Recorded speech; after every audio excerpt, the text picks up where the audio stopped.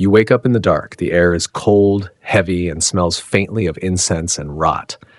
A single candle flickers above you, its flame bending in the breath of something unseen.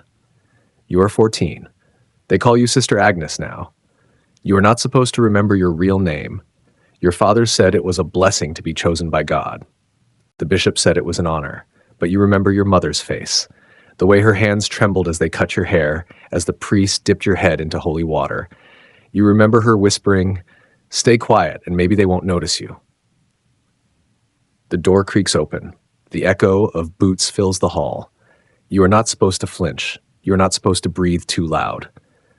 Because when Father Marcellus comes at night, silence is the only thing that keeps you alive. They told you this place was sacred. That silence brings you closer to heaven. That suffering cleanses the soul. But you've started to wonder, if God is watching, why does he look away when the candles go out? You clean the chapel every morning. The stone floor is cold enough to numb your knees, the air too dry to breathe. The Virgin's painted eyes seem to follow you, cracked and faded, but still judging. You try to pray, not for forgiveness, but for forgetfulness, for the ability to not feel. One night, you hear whispers behind the confessional. Two priests laugh softly. Names of other girls slip through the wood like ghosts. The new one, they say, has hair like wheat. You pull your habit tighter. You start to wish you could disappear into the walls. A week later, they tell you the bishop is coming. You are to sing during Mass. You've never seen the bishop, but you've heard stories, that he blesses with one hand and sins with the other. The older nuns say nothing. Their silence has become its own language. When he arrives, the entire convent bows. You keep your eyes down. His ringed hand touches your chin, forces your face upward. Such devotion, he says. You can smell the wine on his breath. His fingers linger too long. That night, they take you to his chamber. You are told, it is an honor. You are told God watches over you. But when the door locks, you understand, God does not enter this room. Days blur into weeks. You stop feeling hunger. You stop speaking. When you look into the mirror of the washroom, you no longer recognize yourself. The girl with hollow eyes isn't you. She's someone the convent made. One of the older nuns, Sister Helena, leaves a piece of bread under your blanket. She never speaks, but one night she whispers, "They did this to me too." You want to ask why she stays, but the question dies in your throat. Maybe there's nowhere else to go when God belongs to them. You begin hearing bells that no one else hears. A soft ringing, like metal striking bone. Sometimes you think it's inside your head, as it sounds like a warning. The bishop visits again. He calls it confession. You kneel. You tell him you have sinned, that you have doubted God's mercy. He smiles.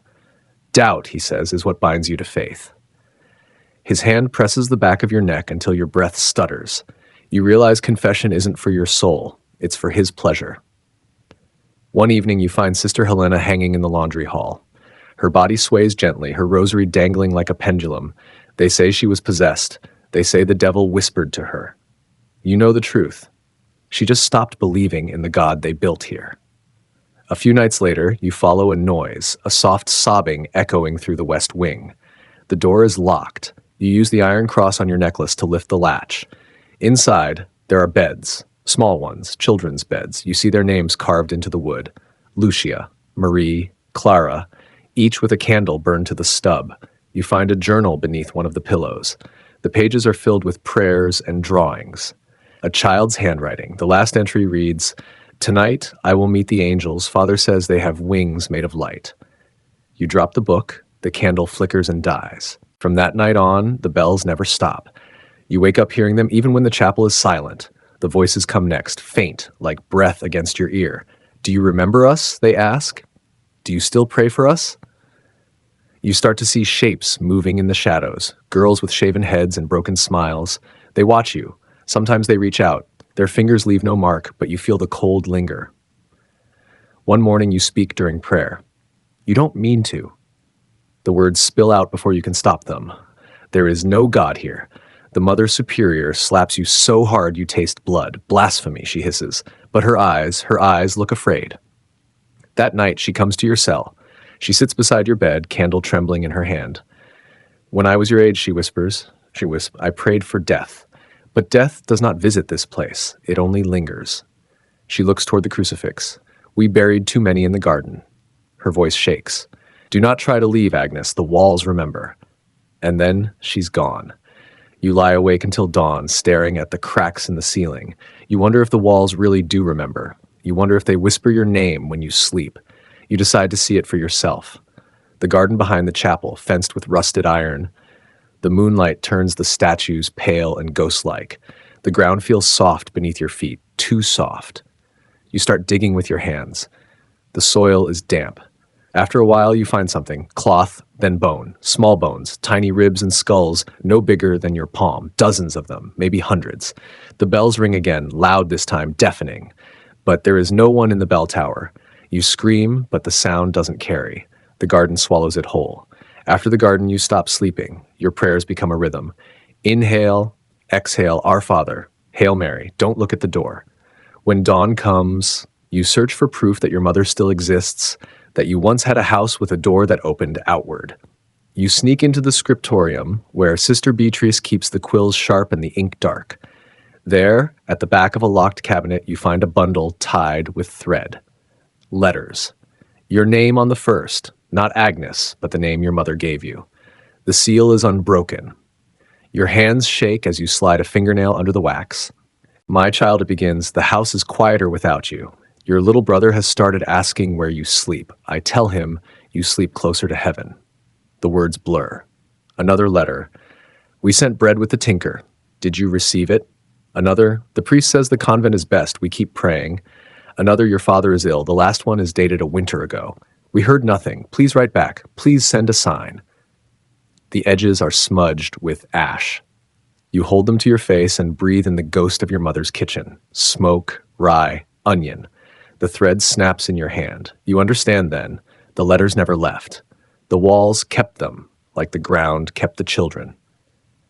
Word spreads. A reliquary will pass through the town.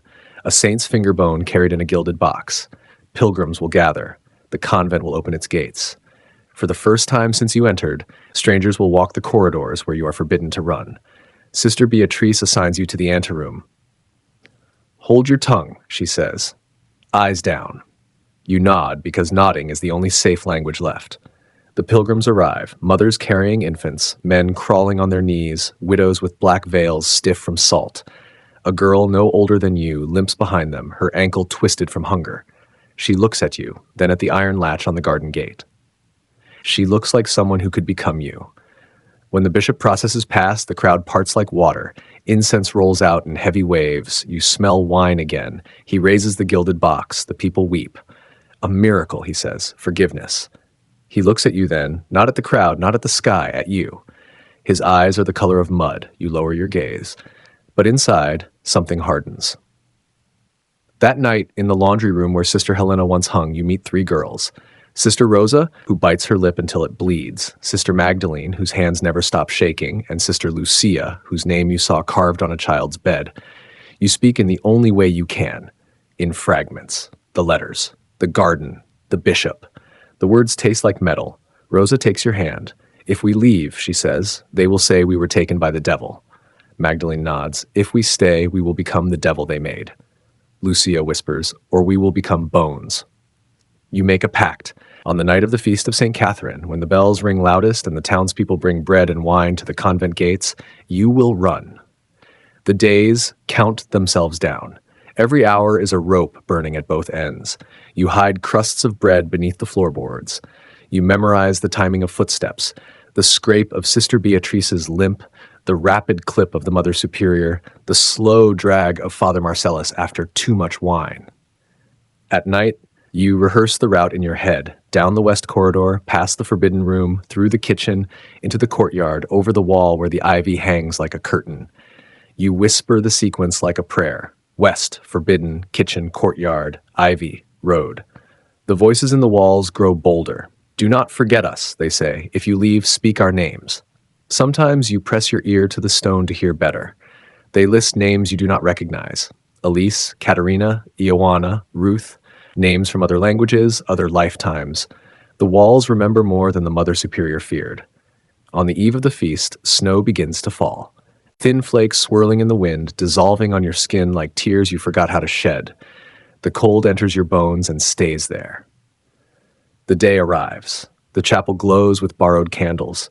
The nave fills with whispering. The townspeople press to the gates, offering loaves of bread wrapped in linen, dried apples, bits of cheese. You can taste escape in the air like iron. At Vespers, the bishop stands at the altar again. He speaks of purity. He speaks of obedience. He does not speak of the garden. He does not speak of Sister Helena. He does not speak of letters kept like contraband. When the final hymn begins, Rosa squeezes your hand twice. The signal.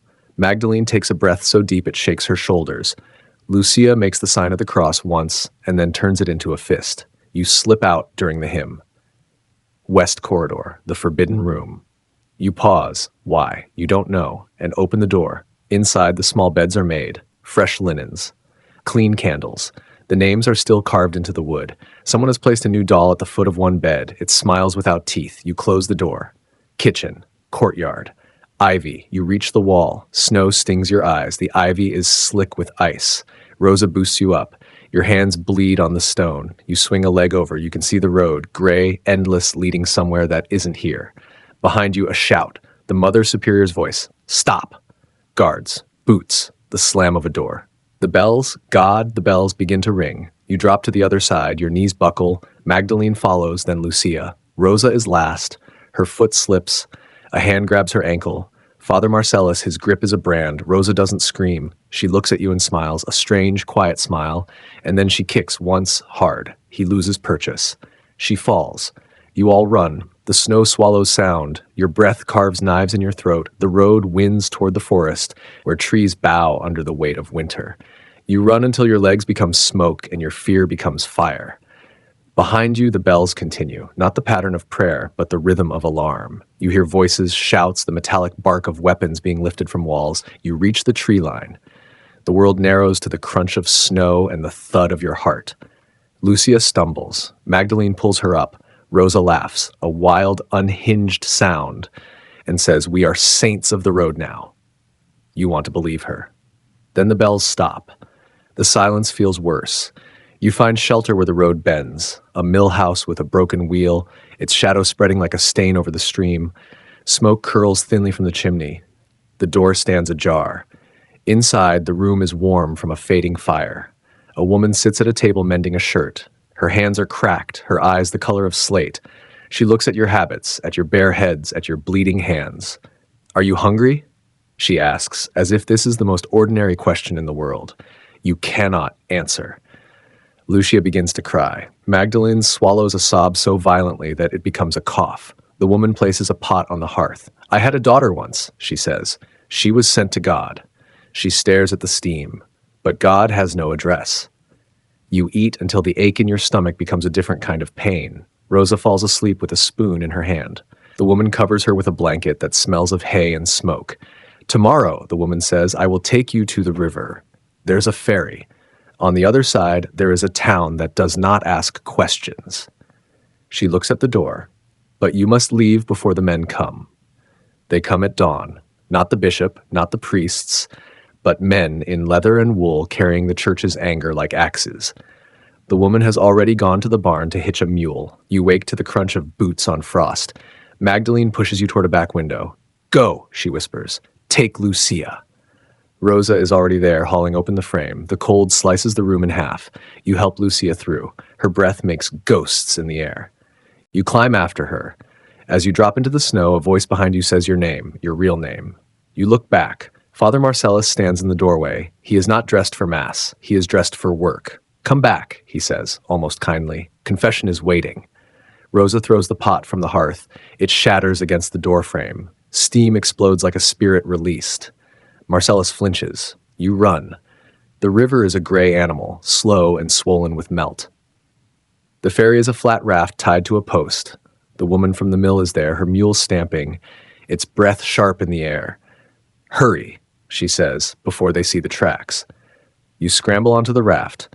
Rosa pushes off with a pole. The current takes you, tugging at the edges of your fear.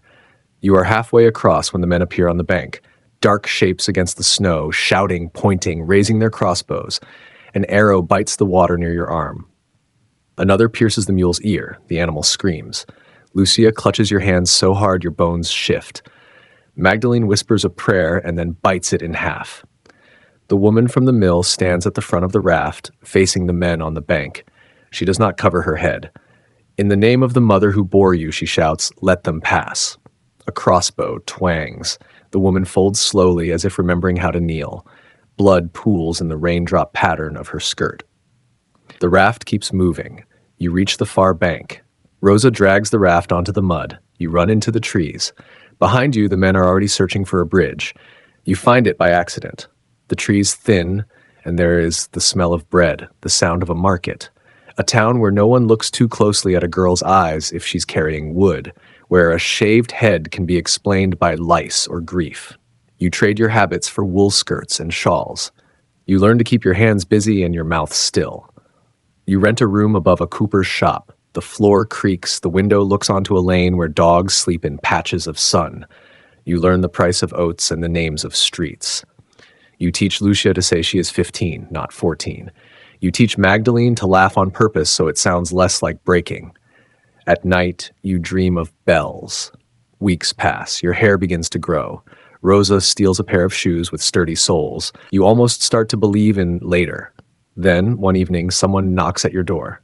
3 slow taps. You freeze. Magdalene reaches for the poker by the hearth. Lucia hides behind the bed. You open the door a crack. A man stands in the hall, not a priest, not a guard, but a scribe with ink on his fingers.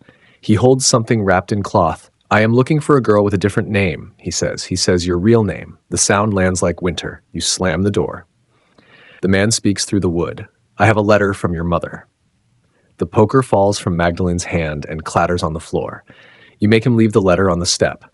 You wait an hour before you touch it, as if letters can carry poison that can evaporate with time.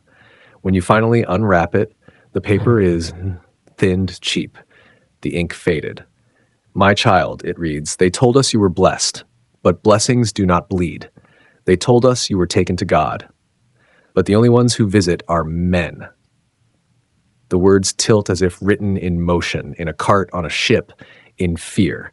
If you have breath, take it away from there. If you have feet, point them somewhere that isn't holy. At the end, a flake of something dark is pressed into the fold. Ash. The letter smells like smoke.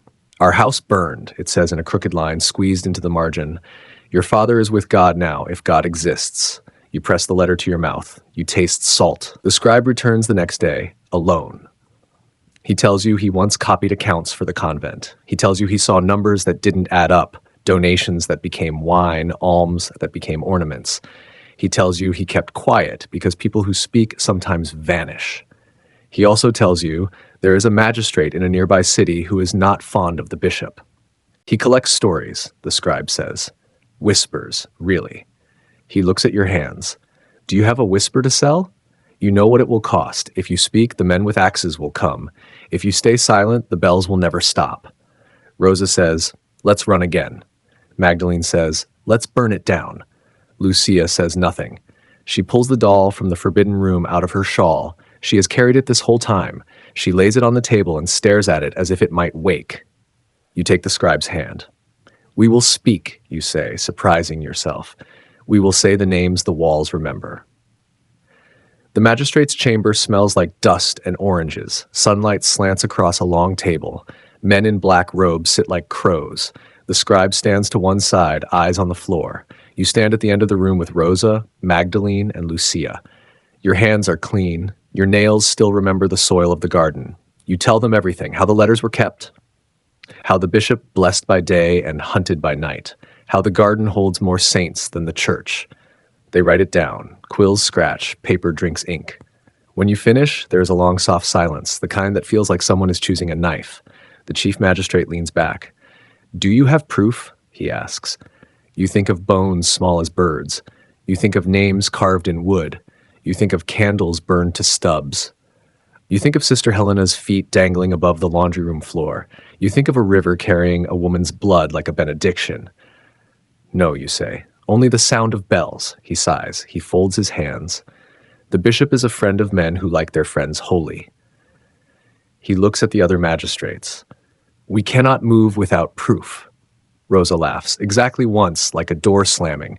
Magdalene begins to speak and then stops because words are also doors. Lucia picks up the doll and holds it to her chest like a small coffin. The magistrate says they will look into it. You know what it means when men say they will look into something. It means they will look away. That Sunday, the bishop preaches in the city cathedral. You go because you want to see him with the sky on his face. The church is big enough to swallow 100 girls. Incense curls from copper basins. Saint statues glow with oil. He speaks of wolves in lamb's clothing. He speaks of women who tempt the devil by speaking. He says their tongues are coals. He says God prefers silence. People nod, they cry, they touch the hem of his robe. You walk out before the last hymn. Outside, the sky is the color of a bruise. The bells begin to ring for vespers. You cover your ears, but the sound finds its way through bone. You decide then that waiting is a way of dying. You go back, not through the front gate, but through the fields, across the ditch where reeds whisper, past the mill house where the wheel still hasn't turned since the day the river learned the weight of a body. You reach the convent walls at dawn. The frost has sketched lace on the stones. You run your fingers over it, and it melts like memory. Rosa carries a small sack. Magdalene carries a lantern. Lucia carries the doll. You carry the names.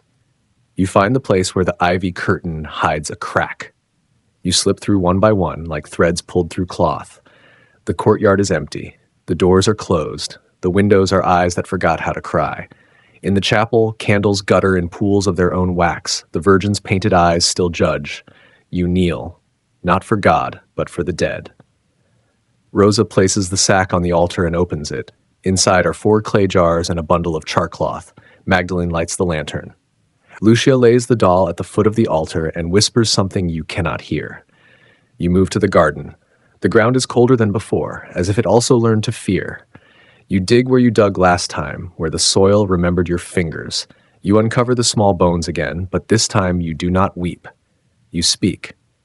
Elise, you say. Katerina, Ioanna, Ruth, Lucia, Marie, Clara. The names gather in the air, a flock of tiny birds. Rosa whispers more, names she heard in the laundry, in the kitchen, in the confessional. Magdalene adds others, syllables that sound like prayers in different tongues. Lucia says nothing. She just holds the doll. The bells do not ring, the sky does not open, but the ground seems to listen. You pour oil on the cold earth, not to defile, but to sanctify what the church refused to bless. Magdalene touches the charcloth to the lantern flame. Fire catches with a sound like a sigh. You hold the flame over the oil. Let them see, Rosa says. Let them hear. Fire runs like a vein through the garden. It licks the edges of the graves, turns frost to steam, turns silence into a story you can smell. Smoke rises and curls against the convent wall, writing a sermon in a language older than Latin. Doors slam. Footsteps. Voices. The Mother Superior appears first, her habit thrown over a nightdress, her face as pale as unlit wax. Behind her, Father Marcellus, hair wild, eyes drunk with fury. Behind him, sisters with bare feet and eyes like wells. What have you done? The Mother Superior whispers, as if to speak louder would bring the roof down. We called the saints to Mass, Rosa says. Marcellus lunges. Magdalene swings the lantern. It shatters against the stone, a quick bloom of fire, then dark. He stumbles back. You stand between the garden and the chapel door. The ground is speaking, you say. Listen. The Mother Superior's eyes fill. For a moment you think she will join you. For a moment you remember the night she told you the walls remember. For a moment the world trembles between two kinds of silence. Then the bishop's voice cuts through like a blade. Seize them. You hadn't seen him arrive. He moves through the smoke like a figure in a painting. Men with axes spill in behind him, their breath throwing ghosts into the morning. They drag Rosa first. She laughs again, that door slam laugh, and bites a man's wrist until he swears like a soldier. They drag Magdalene next. She goes quiet, which is worse. They reach for Lucia. She clutches the doll, and the bishop rips it from her hands. Small wooden beads scatter into the ash like tears turned to stone. You step toward him. The world slows. You feel the heat on your face, the cold at your back, the weight of every name you carry pressing against your ribs like stones. Father, you say, and your voice is calm. Confession? He smiles. Now? Yes, you say. Now. The sky is very clear. The bells do not ring. In the clarity, you hear something else, a sound low and endless, not fire, not voices, not wind, a sound like the earth remembering how to breathe. It starts in the chapel, a crack like a whip running through the nave, up the wall, across the Virgin's painted face. Another in the apse. The floor shifts, the altar groans. The old beams remember they are wood. Someone screams, someone prays, someone drops across. The convent has stood for 200 years. It has collected secrets like wax collects dust. It decides in this moment that it is tired. The roof over the nave gives a sigh and folds. The stained glass becomes rain.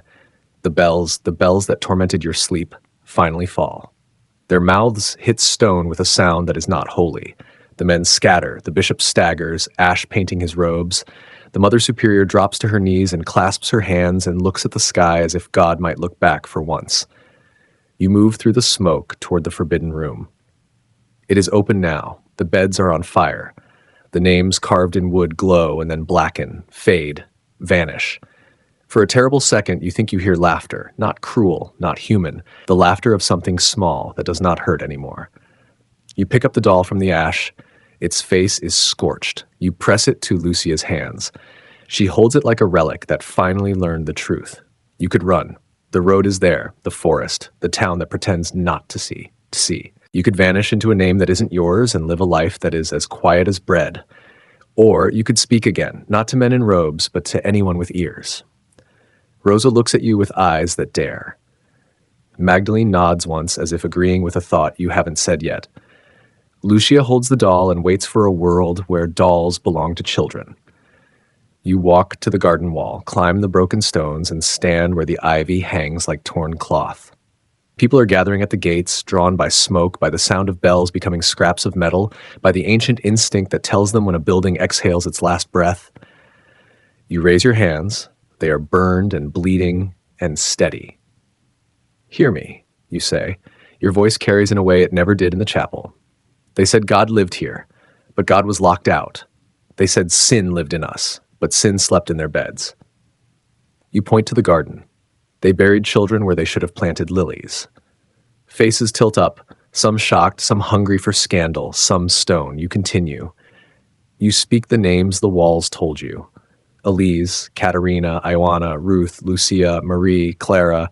You speak them until your throat tears. You speak them until the wind takes them and rumors are born. The bishop tries to shout you down. His words twist in the smoke.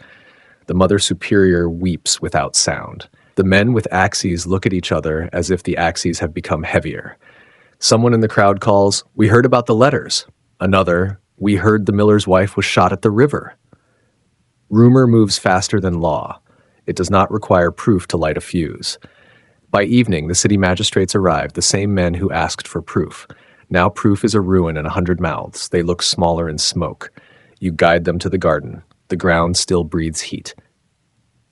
You break the soft earth with your hands, and this time you do not find cloth first. You find bone.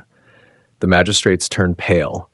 One kneels and touches a tiny skull with the corner of his sleeve as if asking forgiveness without believing in the thing he is asking. Another retches quietly behind the wall.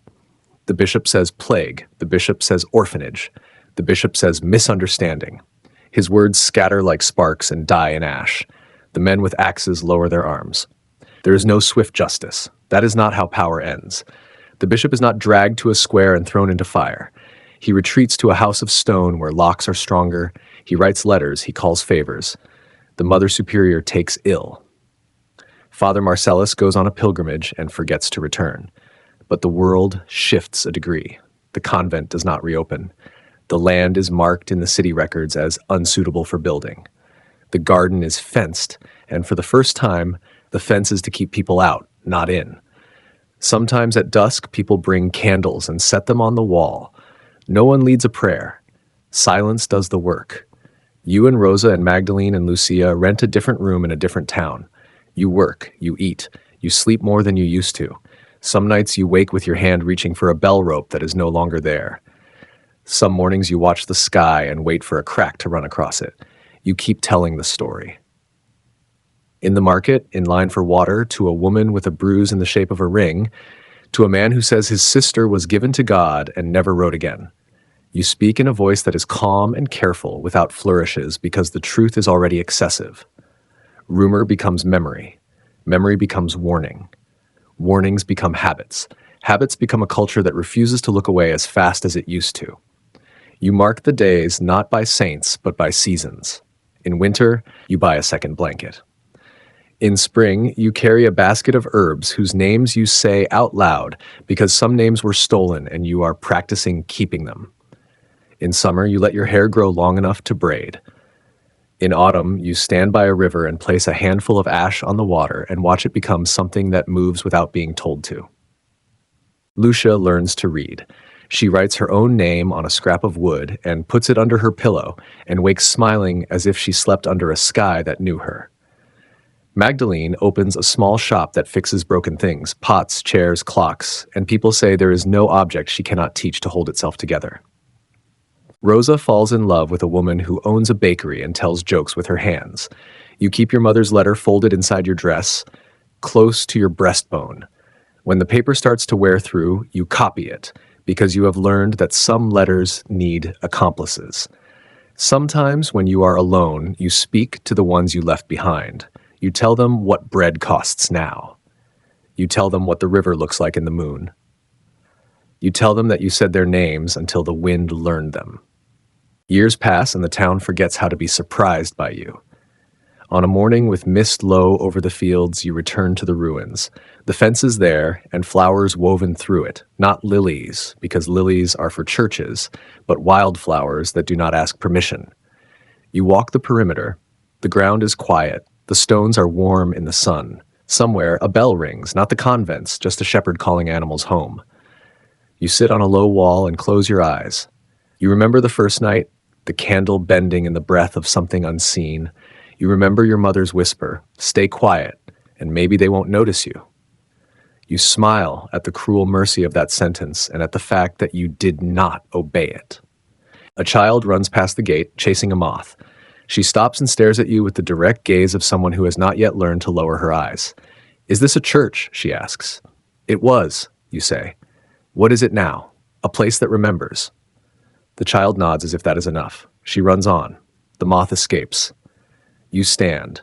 You place a small bundle at the gate, a doll scorched and mended, its smile still a suggestion. You tie it to the fence with a strip of linen. And when the wind moves through the ruins, the bells still ring, soft and distant, like a prayer that never reached heaven. You do not cover your ears. You listen. You say the names again, not out loud, but in the language your bones learned. The sound does not ask for God. It asks for memory. Years later, the convent's stones are repurposed for walls and hearths. People cook soup over histories they do not know. Children nap in the shade of ghosts. The bishop's name survives in a ledger that no one reads. The Mother Superior's rosary is sold for beads. Father Marcellus becomes a rumor that makes men laugh too hard. The garden remains, not because anyone guards it, but because the land has learned to hold its breath there. Sometimes travelers stop and ask what this place is. The townspeople shrug and say, "It remembers." You live long enough to see your hair turn the color of snow that did not kill you. You teach younger women to hold their names with both hands. You teach them that silence is a tool, not a tomb. On the last evening, when your breath begins to measure itself in smaller cups, you lie in a bed that is yours and look at a ceiling that does not crack when you pray. You hear bells in the distance. Not warning, not worship, just time. Your last word is a name, not yours. And in the place where the convent once stood, the wind keeps its promise. The bells still ring, not for mass, not for men, but for the forgotten who learned how to be remembered.